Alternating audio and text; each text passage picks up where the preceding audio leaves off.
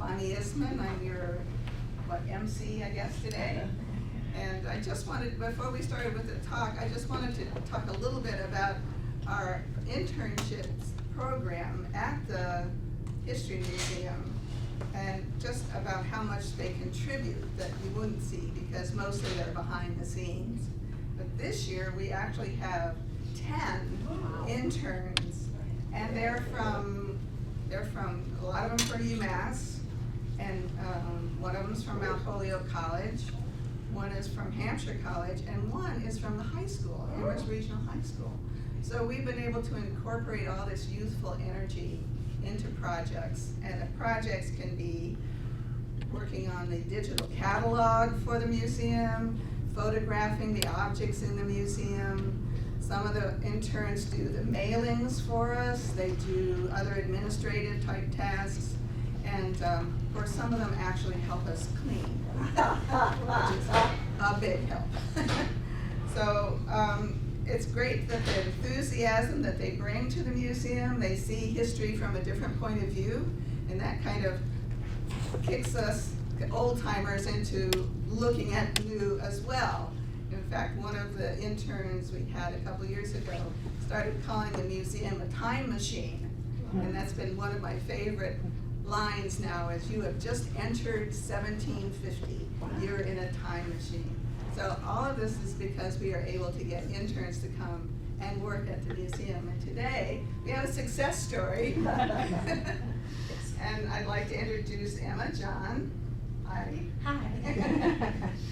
You started, I believe, as a work-study student from Yes. Hampshire College, and that might have been, what, January 2014. 2014. Wow. So she has passed that term, graduated from Hampshire College, and you've now gone on, I must have fallen in love with museum history, or For better or for something like worse. that.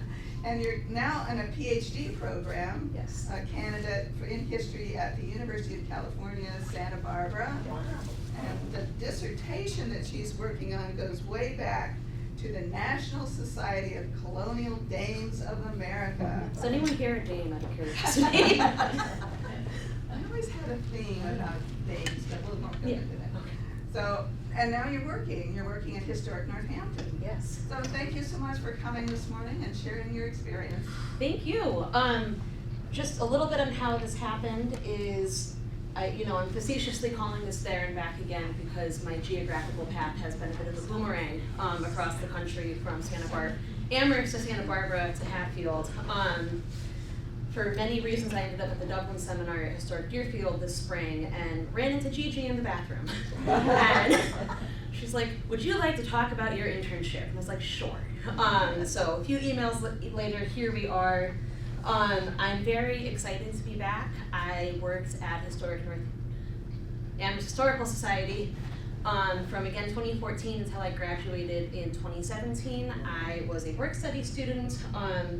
If any of you were attending History Bites, a decade ago when they were at the Strong House, you may have seen the lovely spreads that I put out. I ate that cracker. Good, I'm glad. I probably took them home for leftovers. I learned, some of my earliest museum jobs were, learning how to use the percolator or setting up crackers. Really start, as you said, you said works the interns now, they clean, they mail, they do. I did all of that. So Hampshire College had an off-campus work-study program, both, I believe, in the spirit of their, educational mandate of experiential learning. I think also probably for financial reasons that they couldn't support all of the work-study students on campus. Either way, I had come to Hampshire specifically to study history. This, I'm not sure it was widely known, but when I was applying to college, a study had come out, and it was sent the highest percentage of graduates to PhDs in history. And I was a little history nerd and was like, that sounds great. No grades, even better. So I, after my first semester, I was looking for a work-study program. I was looking at the off-campus listings and saw Amherst Historical Society. It was January, it was cold, I was like, you know, in a skirt and cardigan, show up, you know, it wasn't really an interview, it was like, do you have a pulse and, you know, are you okay with data entry? It's like, great, I can do that. And Marianne Curling, who was curator at the time, was like, you know, wear warmer clothes next time. Because as you may know, 2/3 of that house is not heated. So, again, just a little bit of how I got into history. You can put guesses on how old I am in this picture. I am in fact 17. So I don't know, you all probably are past the generation of American Girl dolls. Maybe you bought them for your children or grandchildren. I, like many millennials, fell in love with history through American Girl. I feel like in the 90s, early aughts, there is a really rich field of historical fiction for, you know, young girls. The Dear America Diaries, like there's all of this in the air. I loved American Girl dolls, I still do, I still have Kirsten, she is in my office, she watched me write this presentation. What does she represent? I mean, her story is her family immigrates from Sweden in the 1854 to Minnesota, so, you know, and I could do a whole talk on like American Girl history, but you know, she was in, you know, her story was designed in the late 80s, so, you know, really about, you know, immigration to the country. She also has a very interesting plot line with an indigenous friend, you know, trying to talk about colonization in a very, you know, child-friendly way. So I read all of her books, there's a lot of other dolls, I read all the books.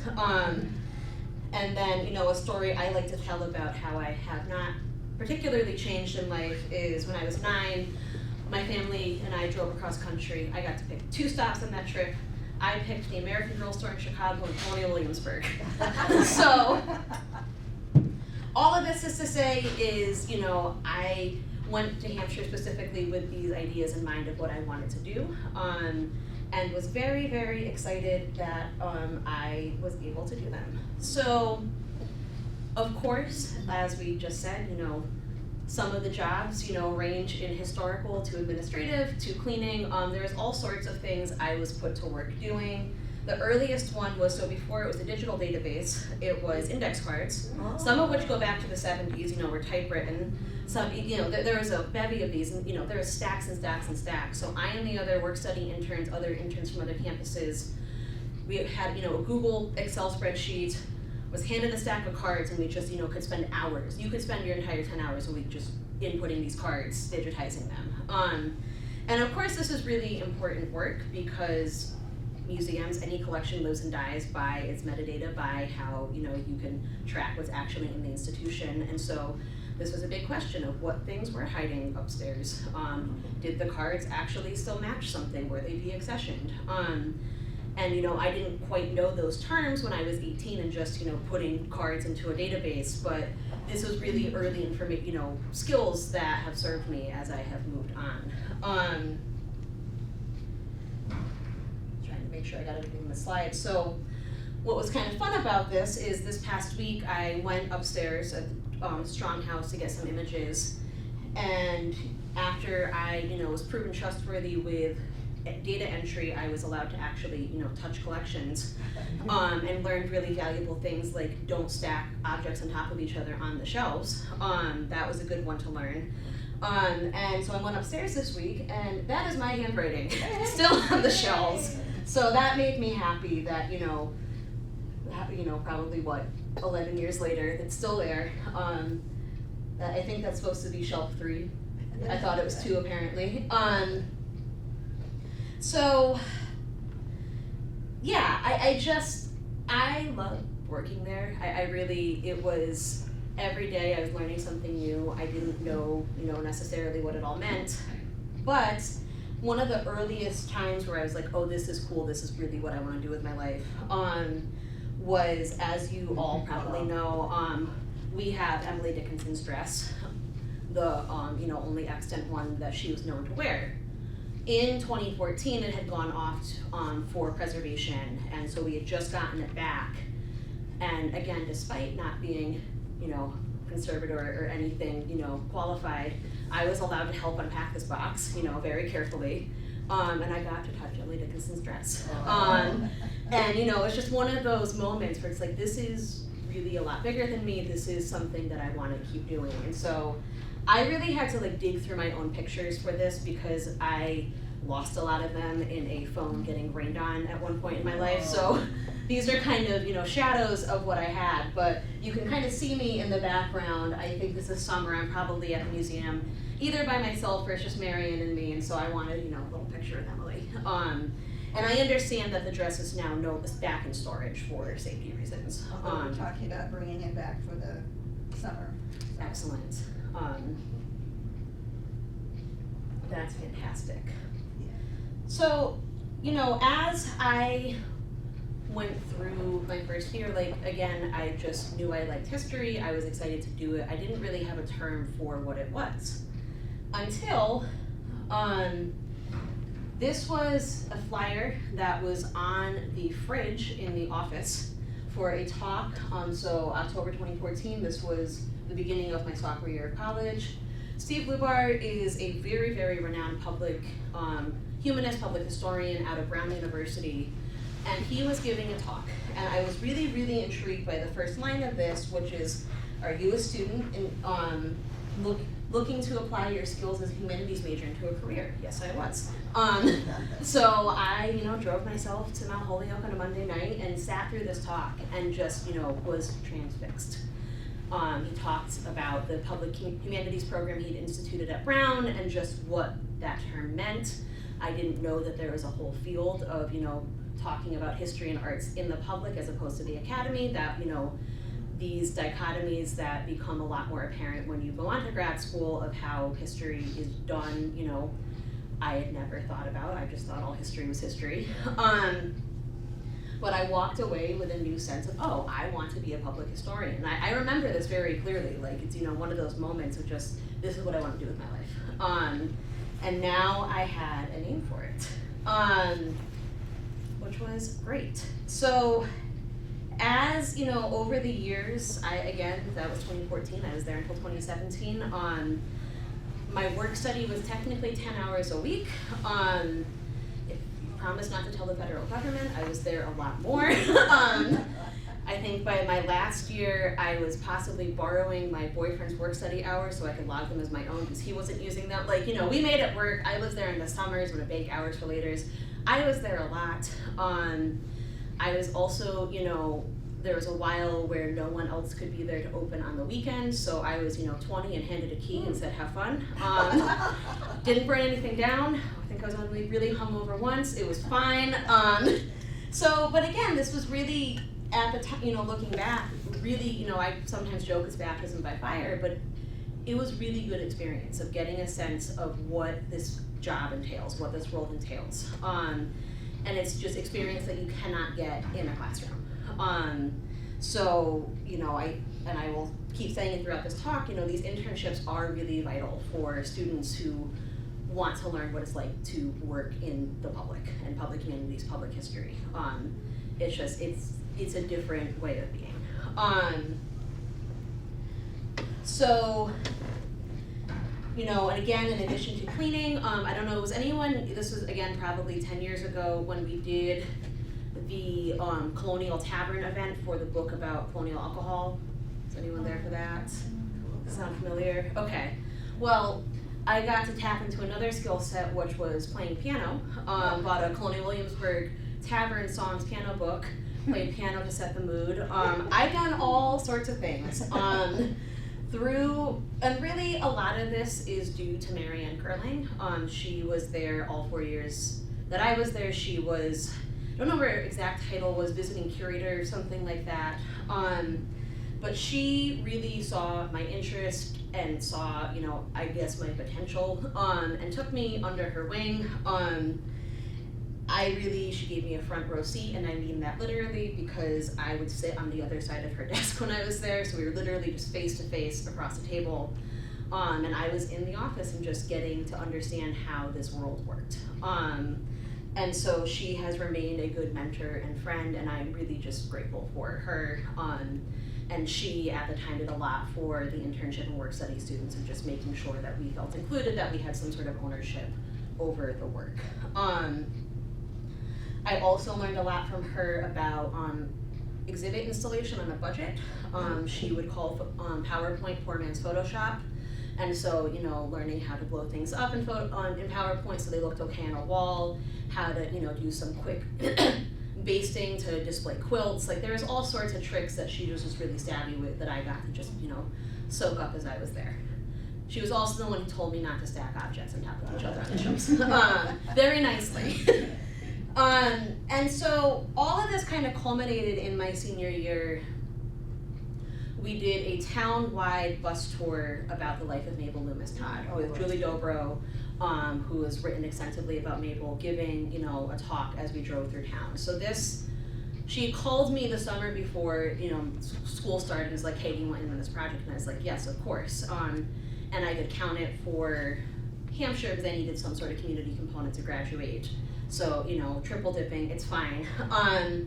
But it was really, again, just getting to help direct plan this very large undertaking. So we went to Yale twice because they have a lot of her papers and photographs, so we did a lot of archival work, scouting sites in town where Mabel had lived or worked, and some of them, you know, there was some mysteries about like where in Amherst College, you know, she would have been at certain points, because that's of course where her husband worked. And I really, throughout all of this, grew a really large appreciation for both Amherst history and also for Mabel. I have a very soft spot for Mabel. I think she's fascinating. I've always wanted to get a reproduction of this for my wall. I just never made it that far, but I love this poster. I think just the image of her, I'm not sure if that's the painted dress. I can't tell from here. You're shaking your head, it's not, okay. That's fine. We have some of her, she was a prolific artist, so she would paint some of her silk dresses, which have been on display at various points. And of course was very interested in space and Mars, possibly influenced by her husband, who was, you know, chasing solar eclipses his entire life. Every time you read their diaries, it's, you know, we, you know, went across the ocean somewhere and it was cloudy. That like happens 5 times. It's kind of sad. But, you know, and I think there's Polly Longsworth's book about Austin and Mabel, I think is, you know, probably the most intensive academic look at her life. I'm not sure if her record would support much more, you know, secondary research, but I remain fascinated by her on her own terms. You know, there's a lot of the salacious, you know, she's the lover of, you know, her and Austin, like, and in this project, you know, we really tried to get away from that of who was she as a woman. You know, this is the Dickinsons come in and out of her life. She is here after them, and she eventually moves to Florida. So it was a really interesting chance to kind of have a stamp on the interpretation of Amherst history.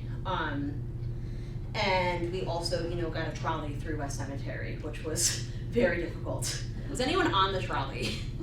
Yes. Yes. I did. Yeah. Great tour. Yeah, and a little dicey there trying to make that 3-point turn, but we did it. And of course, that year was also when A Quiet Passion came out, which was a Cynthia Nixon, Emily Dickinson movie, where they, you know, show her grave at the end, Emily's grave, but they actually show Wildwood Cemetery, and that made everyone really mad, including me. Let me take a sip of water here. And they only showed Barry Roberts' hands. Yes. With the horse rings, yeah. Yes. What kinds of things would be illustrations, paintings, and were they photographs then, or? Of her? She says illustrated Todd. What would she illustrate with?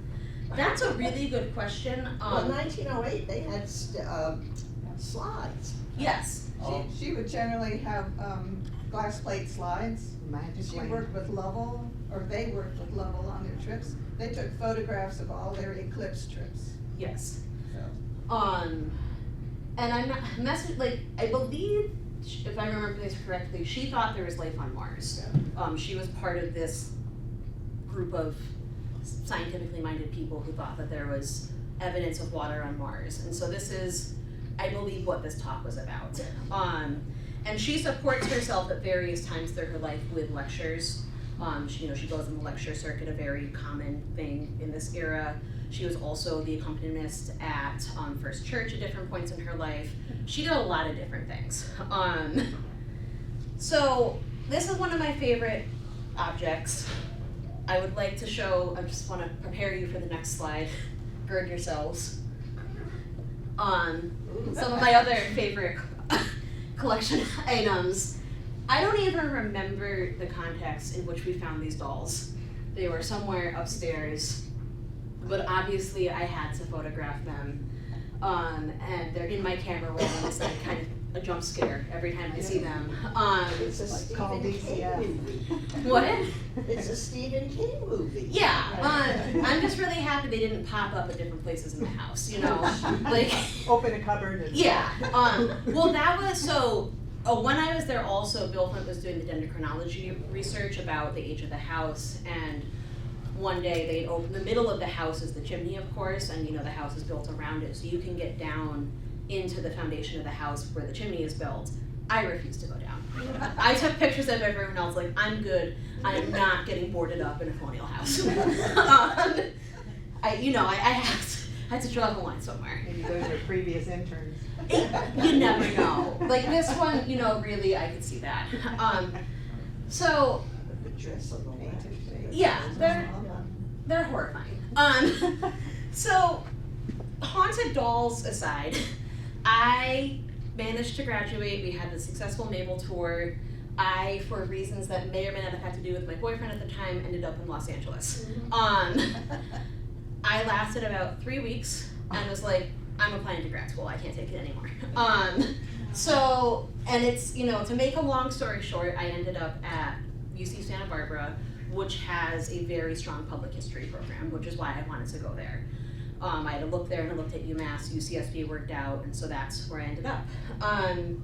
And thankfully, because by this point I'd had 4 years of public history experience, thanks to the Amherst Historical Society, I was able to leverage it into more and more public history work and internships. So I was able, my first year at grad school, you know, 23 years old, to get this lucrative for an internship experience working at a Santa Barbara site, El Presidio de Santa Barbara, which is under the purview of both the California State Parks and the Santa Barbara Trust for Historic Preservation.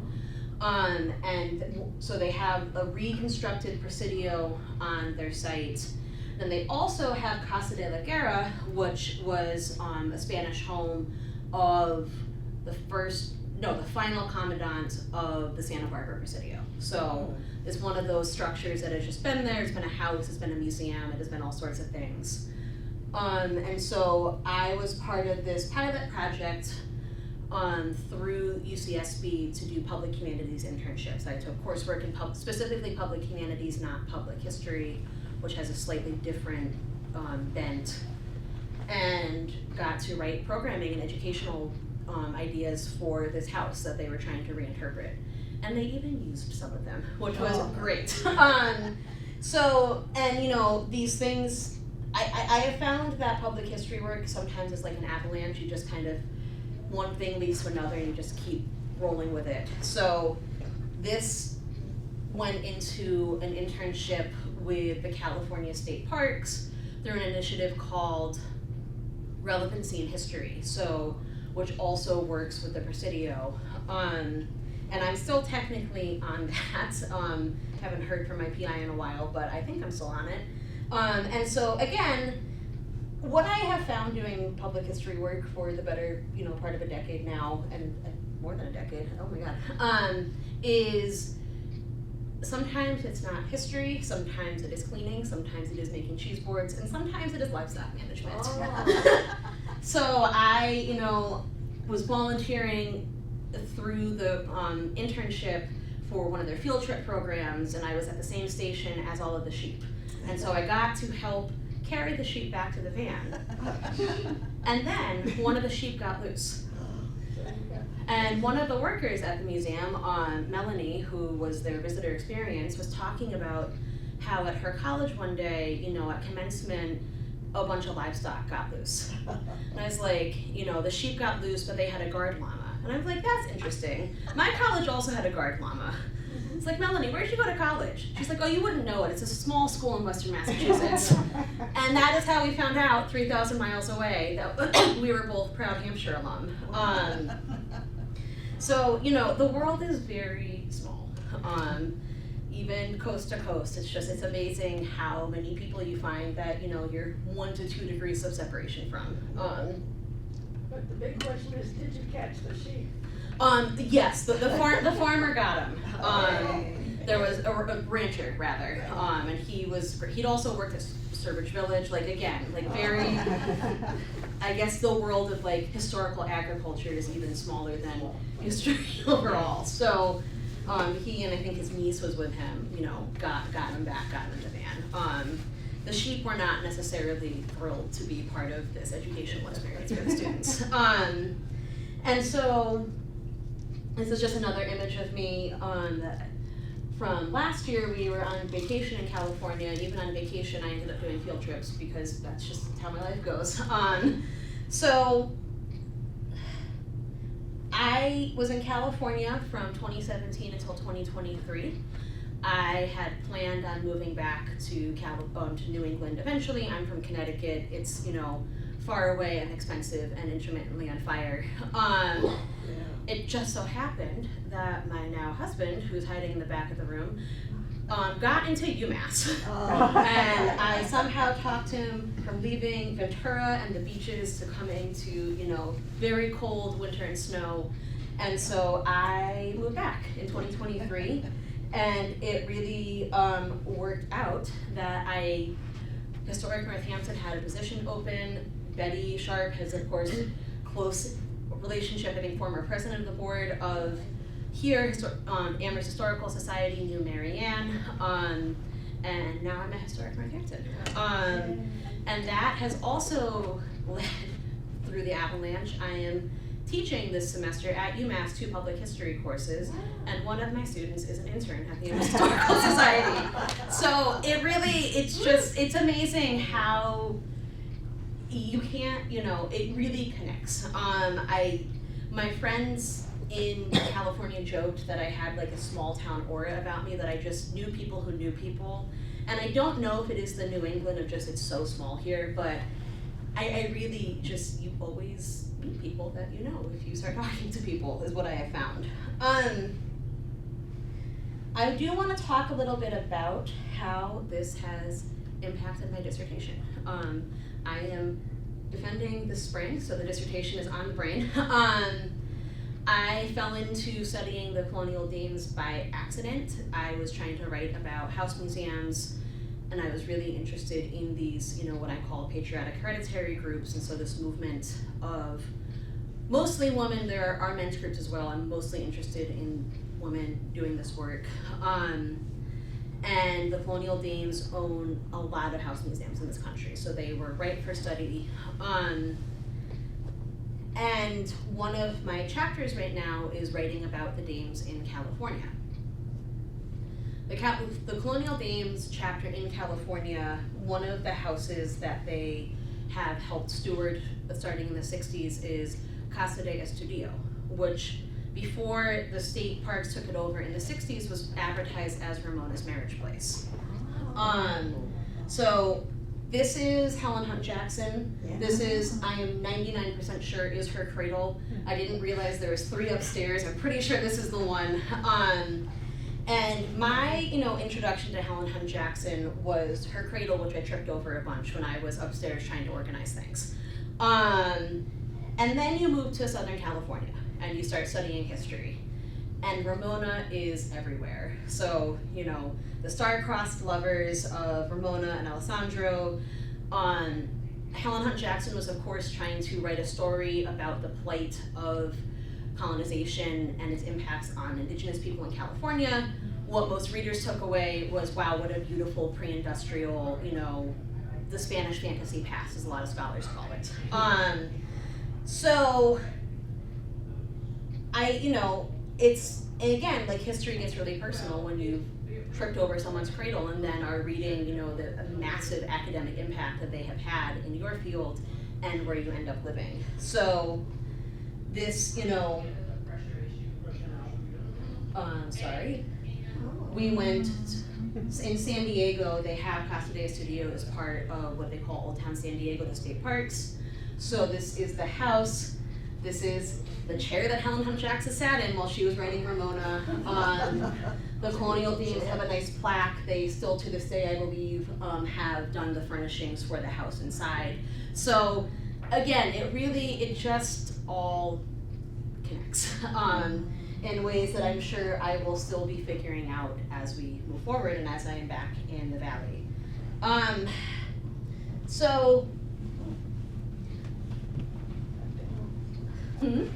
Back to Amherst. Yes, this is Bridge Street Cemetery. Part of, again, at Historic Northampton, I have a somewhat tenuous job title that does a little bit of everything. And that includes writing cemetery tours, downtown tours. So I also, if any of you went to the Mill River Flood stuff commemorations last year, I was part of the play. I got to brush off yet another skill set of, former theater kid. So being back in the Valley has been really delightful, honestly. I don't have a better word for it. Getting to get even deeper into the larger regional history. I had a lot of Amherst specific knowledge that is now extended over the river, which has been great. But again, it's just, I keep meeting people who I met, 10 years ago. It's really delightful.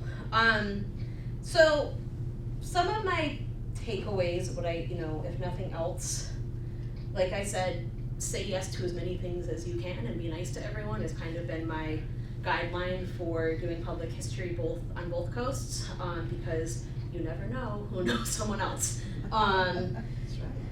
Also, thinking about the internship program, and I am so glad that it is still happening and has expanded immensely, it sounds like. In a time when humanities are under attack from all sides in this country, this sort of learning is so important. The role of local history sites is vital. These are places where the community can come and think and learn and grow together, and I think also deepening the relationships with universities is really important for that.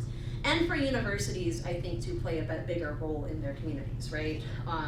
This is a town with 3 colleges, so we, I think, feel it more than most, but it's not just college students and then Amherst, we're all really intermixed in a lot of ways.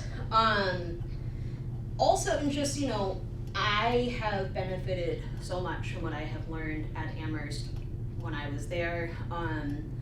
I really can't have asked for a better hands-on education, even when it was vacuuming or cleaning the bathrooms. All of this has led me on a path that I'm immensely grateful for. I can, definitely say it is a big reason that I went on to want to do this professionally, even in a time where, we may not exist as, institutions in who knows. I'm trying to stay positive.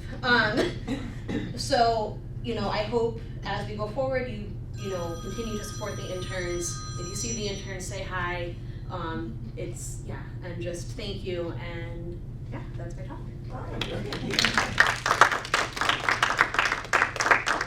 I'm happy to take any questions. It seems to me likely that working in a small place gave you the opportunity or the necessity of doing everything. Yes. Whereas if someone were working as an intern in a bigger place, they'd probably have a more, this is your role and that's their role. Yes. And there was also, it's that, and quite frankly, being able to do it as a work study student and being able to get paid. I was not in a position not to work in college, and so it was kind of both of those things together. It was really nice. Yes? I was wondering if you could talk a little bit more about the distinctions between public humanities and public history, and if you have any opinions on history communications. Ooh, that's a good question. Public history really develops as a field, like as a an academic term in the 70s. Actually, at UC Santa Barbara is where the first program is developed, and the Public Historian, which is the main academic journal for public history, is published out of there. And it is coming from an impulse, so, post-World War II, there's baby boom, there's more people in college than ever. It's also the creation of Hampshire College. And there is, a glut of history PhDs. And so Robert Kelly, and I can't think of the other two men's names, are like, we're gonna call this thing public history. In some places it's applied history, and that has a slightly different history as well. But basically the original idea was academically trained historians could get jobs in government offices. And that, here's other ways we can use our history training. Public humanities is kind of a larger concept about humanities outside of the academy, and I think public history has also followed this route of, it has become more of a catch-all term for, work in museums, monuments, historic sites, but public humanities is also considering, the arts writ large, dance, music, all of that as one cohesive movement where history really narrows in on historical work. And then when you say my opinions on history communication, what do you mean? Just that I learned that term for the first time this weekend as like under the public history heading, or that's UMass and maybe others are trying to make it a thing. And yeah, it's very new to me, so I was curious. It is, to be honest, very new to me too. That is, I can imagine what that term means. I think it's probably, communicating history beyond, people writing monographs for other academics would be and I do think that's important. Especially the time when the internet is being so narrowed down of, we're doing it basically on 4 social media sites, having a more robust history communication system, I think would be important. So I guess that's my opinion on it.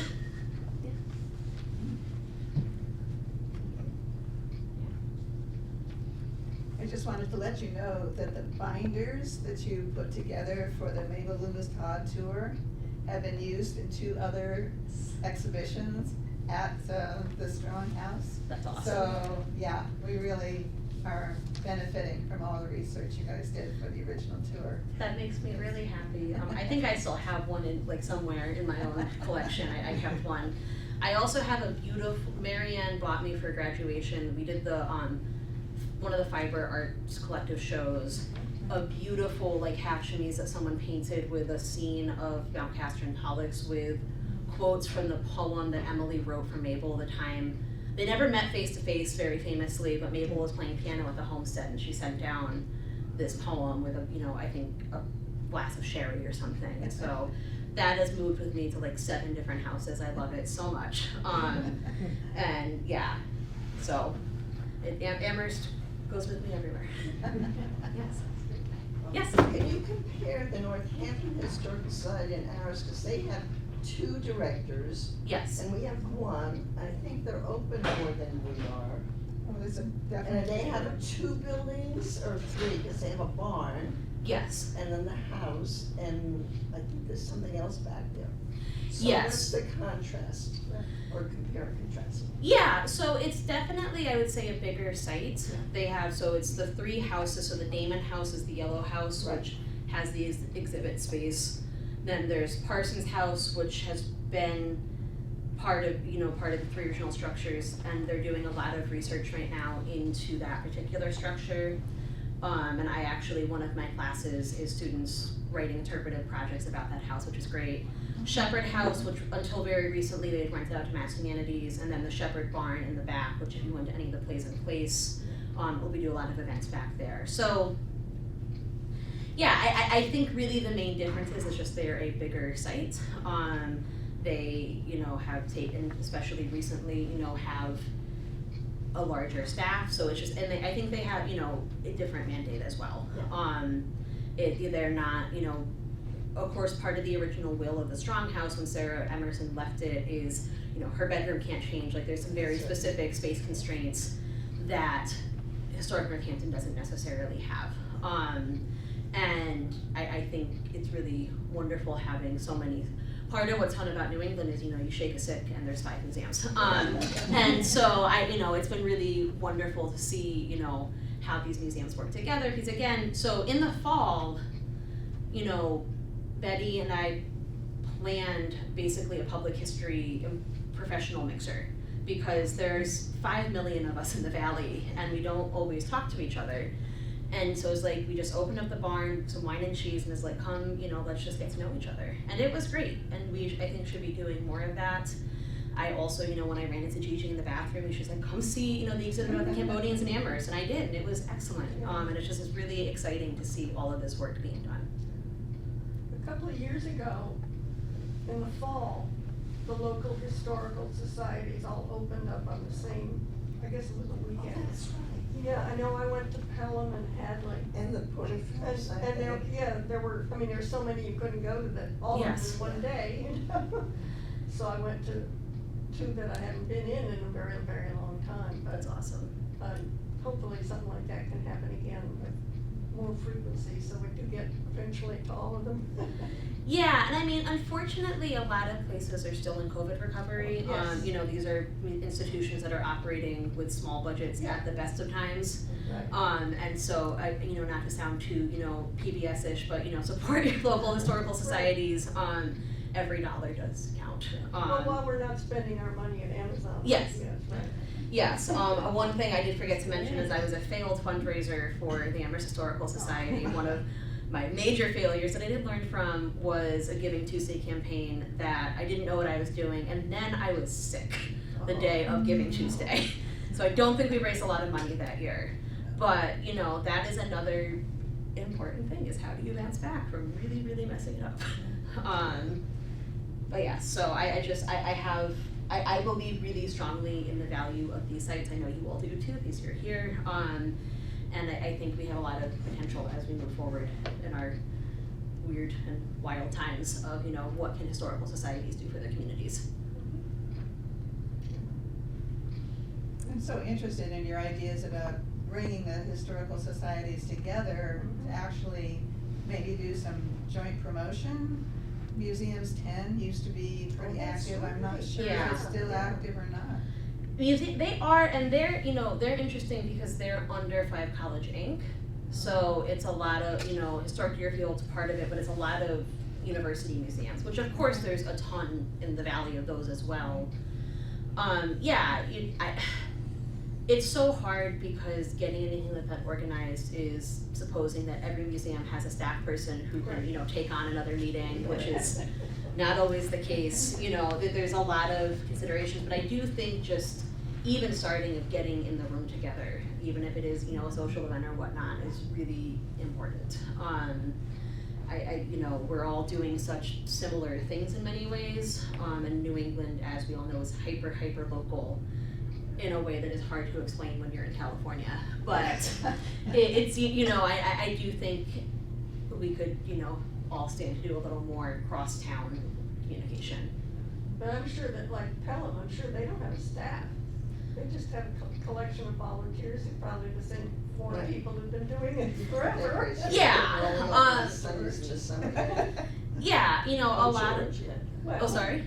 He lives in Pelham. Well, Mm. and Joe Larson, Yeah, and this is the problem, is again, also just looking demographically, like I'm 29, that there's Oh, yeah. there's, I tend to skew down the age of historical societies I'm at.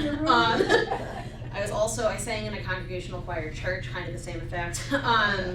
And that's also, I ended up doing social media and website management for Amherst because I was the youngest person there. And it's like, how Facebook works. So yeah, but really, a lot of this is, if we want a next generation of museum professionals, that they have to be able to get paid. There has to be job opportunities. And unfortunately, right now, it's a little bleak. And particularly as federal funding remains up in the air. I had harbored ambitions of, working at the NEH or for the Park Service, and we'll see. So, the internships are really, really important, and then having somewhere for those interns to go when they graduate is also vital. And so that's my little soapbox on the matter, but I do feel very strongly about it. Well, thank you. And if you're interested in any more talks, they're all on the website, amhersthistory.org. So Thank you, Emma, it's Thank you. really been a joy. Thank you.